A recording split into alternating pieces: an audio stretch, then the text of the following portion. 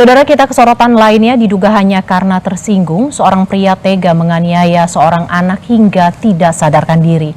Polisi langsung menetapkan pelaku sebagai tersangka.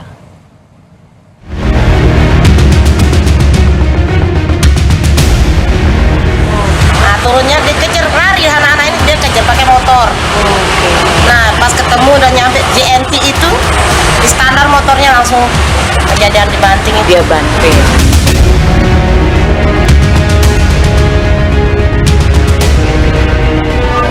Ini jelas sudah kekerasan dan dugaan saya jangan-jangan ini bukan kasus yang pertama. Kalau ini bukan anaknya dia, tidak ada hubungan keluarga, hanya ketersinggungan anak-anak bermain. Diduga karena tersinggung, seorang pria tega menganiaya anak berusia 12 tahun hingga pingsan. Dari rekaman kamera CCTV yang terpasang di lokasi kejadian, memperlihatkan sejumlah anak yang lari karena dikejar pelaku. Korban, yang merupakan seorang bocah 12 tahun, ditangkap pelaku dan seketika dibanting hingga pingsan. Dianggap berpura-pura, korban yang tak berdaya kembali diperlakukan kasar oleh pelaku. Warga yang mengetahui kejadian itu pun langsung membawa korban ke keluarganya. Keluarga korban langsung melaporkan peristiwa ini ke polisi. Pelaku kini telah ditetapkan sebagai tersangka.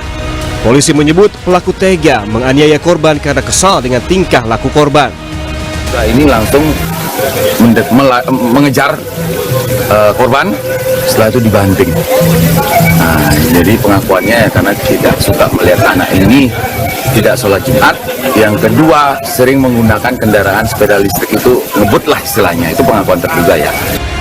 Saat ini, korban dalam pendampingan Ketua Lembaga Perlindungan Anak Kota Mataram. Ketua Lembaga Perlindungan Anak Mataram meminta kasus penganiayaan ini ditangani serius dan diusut tuntas. Kan ini bukan menasihati, kalau ini sudah kekerasan ya. Ini jelas sudah kekerasan dan dugaan saya jangan-jangan ini bukan kasus yang pertama. Kalau ini bukan anaknya dia, tidak ada hubungan keluarga, hanya ketersinggungan anak-anak bermain, kemudian ditanyain kenapa ngeliatin kami Pak, sampai tersinggung seperti itu, sampai kemudian membanting anak, kan sesuatu yang menurut saya sangat luar biasa lah.